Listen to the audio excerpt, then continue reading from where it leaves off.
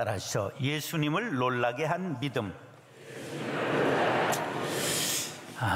예수님 당시 로마군의 편제는 이렇게 되어 있습니다.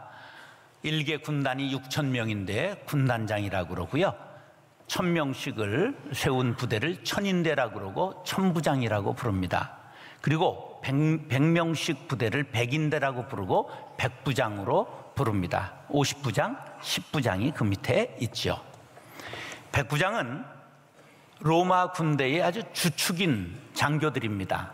죽음을 무릅쓰고 적진을 향해 돌진하고 병사들을 지휘 통솔하지요. 당시 이스라엘은 로마의 지배하에 있었습니다. 이스라엘을 다스리는 주둔군 사령부가 가버나움에 있었는데 오늘 주인공은 가버나움에 있었던 백부장입니다. 그런데 성경에 5명의 백부장이 등장하는데 하나같이 믿음직하고 인격적인 인물로 그려져 있습니다. 예수님이 십자가에 달려 돌아가실 때 처형 책임자가 백부장이었는데 그가 마태복음 27장 54절에 보면 이는 진실로 하나님의 아들이었다, 그렇게 예수님을 고백하는 장면이 나옵니다. 사도행전 10장에 보면 고넬료라고 하는 백부장이 나오는데 이방인으로서 최초로 개종한 사람이 고넬료입니다. 사도행전 22장에 보면 바울이 예루살렘에서 체포되어 채찍질을 당할 때 내가 로마 사람이다 말하니 천부장에게 보고하고 풀어준 사람도 백부장입니다. 사도행전 27장에 바울이 로마로 이제 압송되어 갈 때 그를 압송하고 가던 호송대 대장이 율리오라고 하는 백부장입니다. 바울에게 매우 호의적이었습니다. 이와 같이 오늘 본문에 나타나는 가버나움의 백부장도 유대인을 사랑하고 회당을 지어주고 존경받는 인물이라고 누가복음 7장 5절에 말씀합니다. 신약 성경이라는 무대에 아주 잠깐 등장했다가 사라지는 인물이지만 성경에 나타나는 어떤 인물과 비교해도 손색이 없는 매력적이고 흠모할 만한 믿음의 사람입니다. 8절에 보면 예수님께서 이 백부장을 칭찬하시는데 이스라엘 중 이만한 믿음을 만나보지 못하였노라 할 때 이만한 믿음이라는 말은 토사우텐 피스틴이라고 하는 말인데 이렇게 큰 믿음, 이렇게 강한 믿음, 그러한 뜻입니다. 예수님이 기히 여기셨다고 했습니다. 타우마조라고 하는 말인데 깜짝 놀랐다. 예수님이 깜짝 놀랄 만한 놀라운 믿음을 가진 사람이 바로 오늘 백부장입니다. 선택받은 이스라엘 민족 중에서도 찾아보기 힘든 믿음이었습니다. 믿음이 없이는 하나님을 기쁘시게 못합니다. 믿음 없는 봉사, 자선, 행함, 충성, 헌신, 어떤 것도 하나님을 기쁘게 할 수 없습니다. 우리 모두가 믿음으로 봉사하고 구제하고 충성하고 헌신할 수 있게 되기를 간절히 바랍니다. 사랑하는 형제 자매 여러분, 백부장 같은 큰 믿음 갖게 되시기를 예수님의 이름으로 축원합니다. 따라서 사랑으로 중보하는 믿음. 예수님께서 갈릴리 호수 북쪽에 가버나움에 가셨을 때 예수님을 찾아 나온 사람이 있었는데 그가 바로 백부장이었습니다. 백부장이 예수님께 나와서 한 행동을 성경은 뭐라고 표현하고 있느냐? 5절 시작.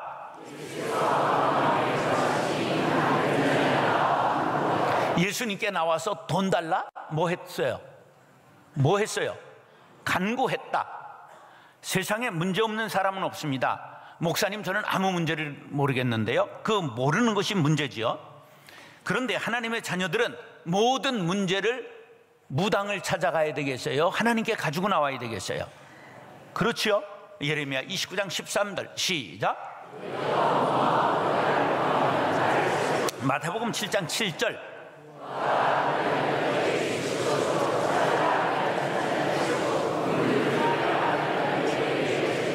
시편 91편 15절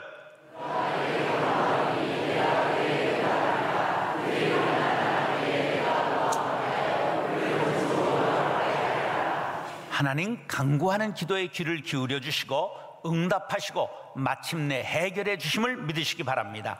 히스기야의 눈물의 기도를 받으시고 15년 생명을 연장시키신 주님께서 우리가 간구할 때 반드시 응답해 주실 줄로 믿습니다. 6절 시작.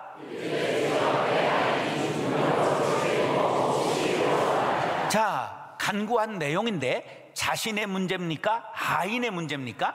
하인의 문제예요.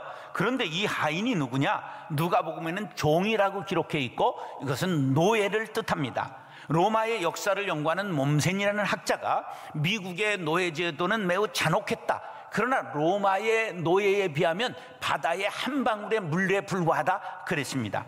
로마의 가이우스라고 하는 사람의 기록에는 주인이 노예의 생사를 주관할 권리를 소유한다, 죽여도 된다는 거예요. 노예는 우리가 잘 아는 아리스토텔레스라는 철학자는 생명이 없는 물건에 대해서는 우정과 정의도 있을 수 없다, 실로 말이나 소에게도 그러하며 노예를 향해서도 우정과 정의는 있을 수 없다, 주인과 노예는 아무런 관계가 없다, 도구가 생명이 없는 것과 똑같이 노예는 살아있는 도구이다. 위대한 철학자가 이런 말 했어요. 그러면 다른 사람들이 노예를 대하는 태도가 어땠는가 하는 거 다 아시겠죠? 로마의 시인이요 철학자였던 키케로가 마음이 따뜻한 사람이었어요. 노예를 아주 사랑했는데 병으로 죽었어요. 그때 몹시 안타까워했습니다. 그리고 친구들한테 비난을 받았어요. 그래가지고 사과했습니다. 노예의 고통스러운 죽음에 대하여 애석한 마음을 지녔던 것에 대하여 부끄러운 마음으로 100배 사죄해야 한다, 이렇게 친구들 앞에 사죄했어요. 노예 보고 아프다고 동정하면 돼요, 안 돼요? 갈 때가 되니까 그렇구나, 이렇게 생각하라는 거예요. 농사에 3가지 도구가 있었는데 언어를 가지고 있는 도구를 노예라고 하고, 소리는 있으나 언어가 없는 도구를 가축이라고 말하고, 소리도 없는 도구를 기구라고 한다, 이렇게 말했어요. 그러니 노예와 가축과 기계가 다른 것은 무엇뿐이라 말하는 차이일 뿐입니다. 이렇게 노예를 사람의 축에 끼지 않았던 시대 상황 속에 살아갔던 백부장이 하인이 중풍병으로 누워 몹시 괴로워합니다 하며 예수님 앞에 나왔다는 것은 놀라운 사실이었다는 거죠. 그러나 여기서 우리가 백부장의 사랑, 인간성을 논하려고 하는 것이 아니라 백부장이 예수께 나와 간구했다고 하는 것은 바로 중보기도라고 해석할 수가 있습니다. 중보기도는 사랑이 있을 때 하는 겁니다. 나라를 사랑할 때 나라를 위하여 중보기도하는 거요, 가정을 사랑할 때 가족들을 위하여 기도하는 거죠. 교회를 사랑하는 자라야 교회를 위하여 중보기도하고, 우리가 목원들을 사랑할 때 목원이 아프면 중보기도하는 거죠. 자신만을 간구했던 유아적인 신앙을 버리고 우리 모두 백부장의 성숙한 믿음 갖게 되시기를 축복합니다. 백부장은 자신보다 열등한 지위에 있는 사람들에 대해 배려와 사랑을 가졌을 뿐만 아니라 그는 온전히 하나님의 사랑으로 그를 고치기를 원했던 것입니다. 그 일이 바로 중보기도입니다. 어떤 모임이 잘될 모임인가 아닌 모임인가 어떻게 하면 아느냐? 악화가 양화를 발로 차서 구축해버리면 그건 망하는 모임이고, 좋은 사람들이 몰려 들어와서 나쁜 사람을 감화시키면 잘되는 모임이 되는 거죠. 좋은 사람 건전한 행동 상식이 통하면 모임이 부흥될 것이고, 망나니 같은 사람 불건전한 행동 억지가 통하면 그 모임은 얼마 못 가 망하게 마련입니다. 우리는 모임마다, 목장마다, 남성교회점마다, 교사회, 찬양대, 청년회 어느 모임을 막론하고 모여서 서로 사랑으로 중보기도하는 모임 될 수 있기를 축복합니다. 모이면 좋은 식당 찾아다니고 지질거리고 배부르면 헛된 부귀영화 자랑하고 할 말 없으면 남의 말 허물 들추고 그렇게 모였다 헤어지면 세상 사람들과 무엇이 다르다 말입니까? 질병으로 고통받는 형제를 위해 기도하고, 낙심한 자를 위해 기도하고, 사업이 위기에 몰린 형제를 위하여 기도하고, 경제 위기에 몰린 이 나라를 위해 기도하고, 종전선언과 평화정착을 위하여 기도하고, 민족 통일을 위해 기도하고, 목회자를 위해 기도하고, 교회 부흥을 위해 기도하고, 모임의 활성화를 위해 기도하고, 서로 문제를 내어놓고 중보기도 하시기 바랍니다. 오늘 나는 몹시 바쁘다, 그러므로 1시간 더 기도했다는 루터처럼 기도로 시작하고 기도로 하루를 마치는 중보기도의 용사들이 되시기를 간절히 바랍니다. 마태복음 18장 19절 20절 말씀 시작.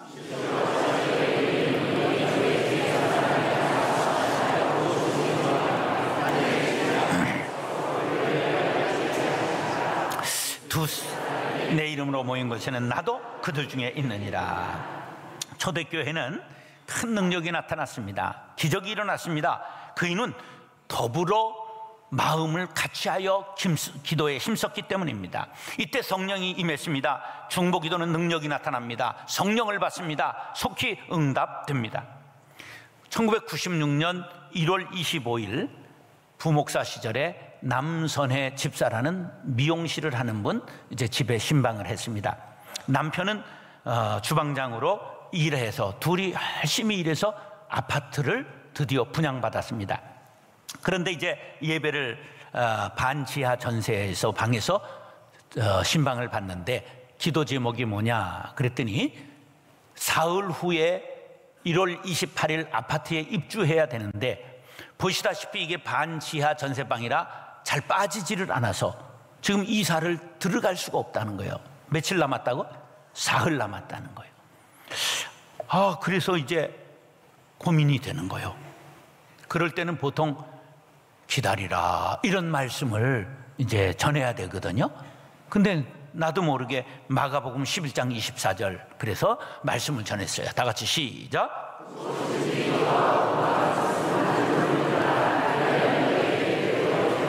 그래서 이제 말씀을 전하고 기도하니까 아멘 크게 하더라고. 그래가지고 이제 커피를 타는 사이에 내가 마음에 조마조마한 거야. 야, 그 본문을 잘못했겠지. 예? 오래 기다려라. 이래야 될 걸 그대로 드리라. 이렇게 했단 말이에요. 그래가지고 차를 타는 동안 또 나 혼자 기도했어. 하나님, 이거 목사 망신시키지 마시고 꼭 좀 들어주시면 좋겠습니다. 그리고 이제 신방 마치고 집에 그날 밤에 전화가 왔어요. 남집사한테. 목사님 기적이 일어났어요. 어떤 사람이 전세를 계약하러 왔다가 전 돈을 한꺼번에 다 주겠대요.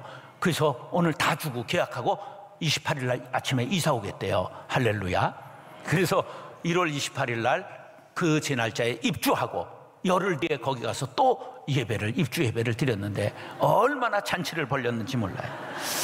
사랑하는 형제 자매 여러분, 간구하는 믿음 갖게 되기를 바랍니다. 중보기도의 용사가 되어 날마다 기적을 보게 되시기를 예수님의 이름으로 축원합니다. 따라서 말씀의 능력을 믿는 믿음. 제가 어렸을 때 우리 한국 영화를 보면 이해되지 않는 게 사극에 어명이요 그러면서 이렇게 이제 떡사발인가 뭐 사발에다가 이렇게 무릎 꿇고 있는 사람한테 줘요. 그러면 그걸 벌컥 마시고 어떻게 돼요? 죽어요. 그게 보니까 뭐예요? 사약이야, 사약. 약이 아니라 죽으라고 주는 약이야. 근데 어린 마음에 아니 저걸 왜 받아먹고 죽어? 이래도 죽고 저래도 죽을 바에야 금부도사를 팍 들이받고 한번 탈출하고 싸우다가라도 죽지, 이런 마음이 있었어요. 근데 철드니까 그게 이해가 되더라고. 왕이 그 자리에 없지만 왕의 명령에는 뭐가 담겨 있어요? 힘이 담겨 있는 거예요. 능력이 있는 거예요. 로마가 멀리 퍼져 있어요. 아프리카, 남아프리카, 북아프리카와 남유럽과 막 지중해 연안을 전부 장악했거든요. 그런데 황제의 명령이 전달되면 몇천 킬로가 되어도 그 명령에 힘이 있기 때문에 그대로 시행되는 거예요. 7절, 8절 시작.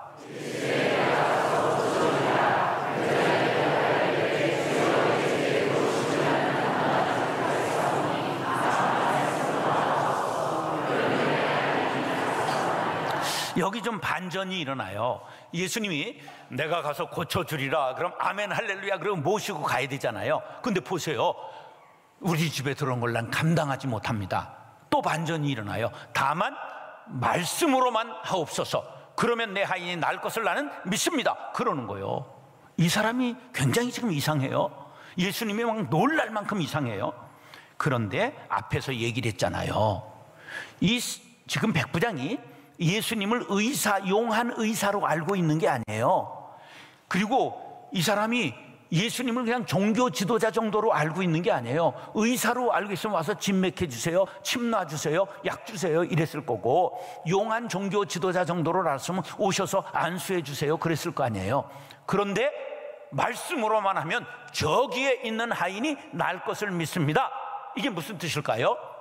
만왕의 왕, 만주의 주로 알고 있는 거예요. 하나님의 아들로 고백하고 있는 것입니다. 그래서 주님의 말씀은 실행되는 능력이고 새 창조의 역사가 일어날 것을 나는 믿습니다. 그런 믿음이 있는 거예요. 먼 거리에서도 고칠 수 있다는 확신이, 육체적으로 접촉하지 않고도 만지지 않고도 치료할 수 있다는 확신이 있었던 것이지요.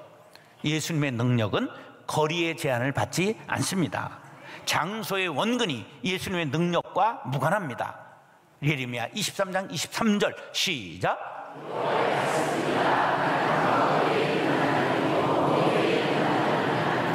하나님의 능력은 거리를 초월합니다. 어떤 매개체도 배제합니다.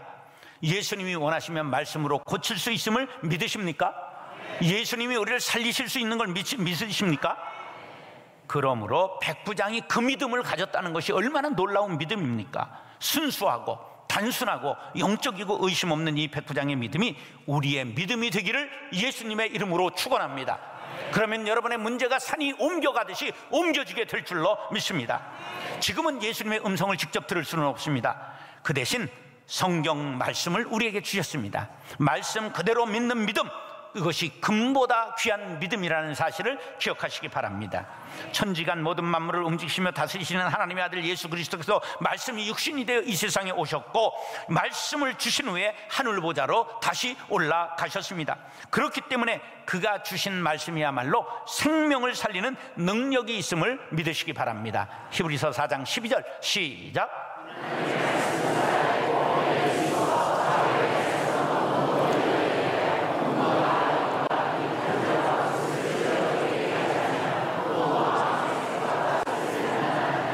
성경 말씀은 종이가 아닙니다. 글자가 아닙니다. 살아 움직이며 숨쉬는 생명이여 세포요 유기체인 줄로 믿으시기 바랍니다. 먹는 자는 살고 산 자는 풍성해지고 탕자가 성자가 되고 이 탕녀가 성녀가 되는 변화의 말씀임을 믿으시기 바랍니다. 시편 107편 20절 시작.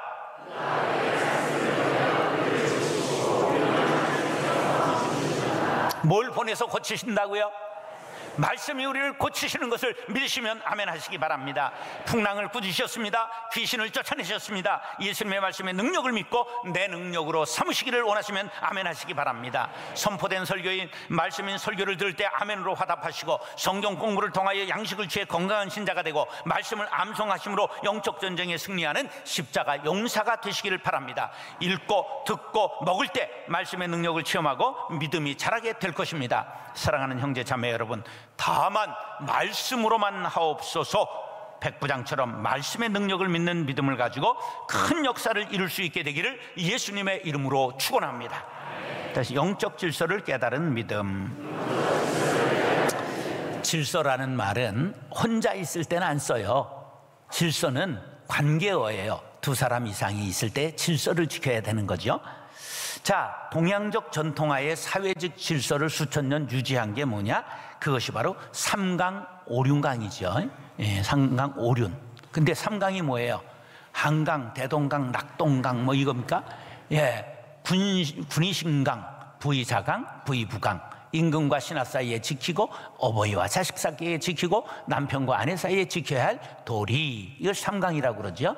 오륜이 뭡니까? 자동차 바꾼 4개와 스페어 타이어 하나, 이게 오륜인가?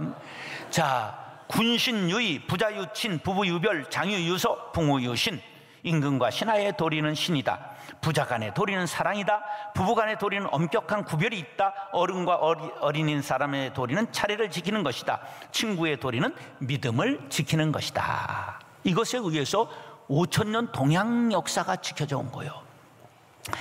자, 그러면 이 규범이 세상에만 존재할까요? 아니에요. 신앙생활, 영적인 생활, 교회 생활에도 질서가 필요한데 영적 질서를 지키는 원리 중 가장 중요한 덕목이 뭐냐? 따라서 겸손. 겸손이 제일 중요합니다. 9절 시작.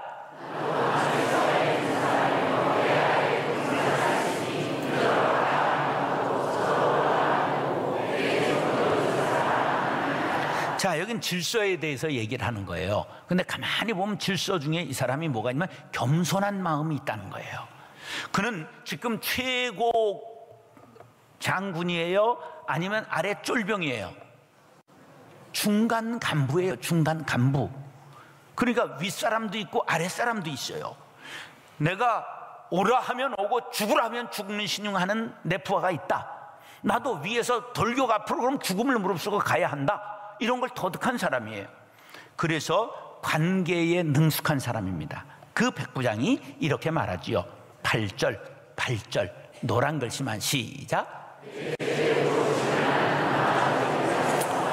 이게 영어로 보니까 I am not worthy라고 말해요. 나는 무가치한 사람입니다. 자신이 죄인임을 고백하는 신앙 고백인데요, 사도 바울은 나는 죄인 중에 괴수라 고백했잖아요. 다윗은 뭐라 그러냐면 나는 벌레요 사람이 아니라고 말했는데, 이 백부장은 나는 무가치한 사람입니다. 예수님 앞에서 이렇게 고백하는 거예요. 근데 우리는 예수님 앞에서까지 잘남뽕하는 사람들 아닙니까? 그러면 안 되는 거예요. 우리가 이 교회의 영적 질서의 가장 중요한 요인이 뭐라고요? 겸손이에요. 막 교회에서 목사가 설교해도 아이 저거 뭐 나도 할 수 있어 해보실라우? 아이고 정 뼈 빠지는 거예요. 뼈 빠지는 거. 백부장은 예수 그리스도의 초월성과 거룩성을 인지하고 그 앞에서 자신이 무가치하다 이렇게 시인하고 있는 거예요. 이 장면이 겸손의 극치입니다. 겸손이 단지 머리 조아리는 게 아니에요. 자기의 일을 다 한 후에도 나는 무익한 종입니다. 할 일을 한 것뿐이로소이다 하는 게 이게 겸손이에요. 자신으로서는 구원을 이룰 수 없으며 오직 예수만이 생명의 구원자가 되심을 고백하고 있는 것이죠. 어거스틴이 물었어요. 기독교 최고의 덕목이 무엇입니까? 겸손이니라. 그럼 두 번째는 뭡니까? 그것도 겸손이니라. 세 번째 뭡니까? 그것 또한 겸손이니라. 시편 147편 6절 시작.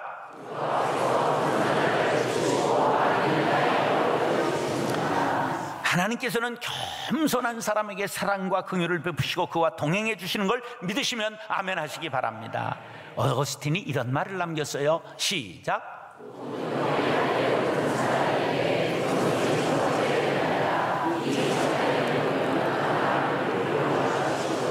자, 이제 사다리가 쫙 있는데 모든 덕 아름다운 것들이 다 이게 하늘 가는 사다리래요.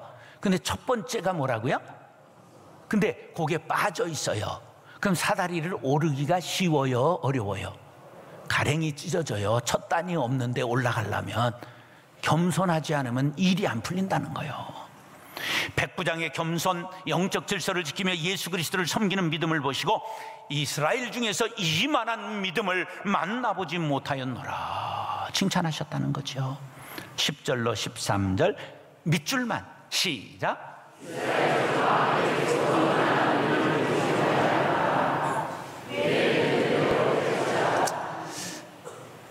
한번 이만한 믿음 시작. 예, 이만한 믿음, 팔이만한 믿음, 목이만한 믿음이 아니고 이만한 믿음 시작. 이게 백부장의 믿음인데 권위의 원리를 이해했잖아요. 그 사람 군대의 원리를 통해 가지고 눈에 보이지 않는 영적인 원리를 깨닫게 된 거예요. 영적인 세계는 예수님께서 지배하시는 영역인 걸 인정한 것이죠. 자신은 당당한 로마의 백부장이었지만 하나님 앞에서는 나는 무가치한 사람임을 겸손하게 고백할 때 하나님이 크시는 종이 그에게 임했습니다. 할렐루야. 내 믿은 대로 될지어다. 그 즉시 하인의 병이 나았습니다.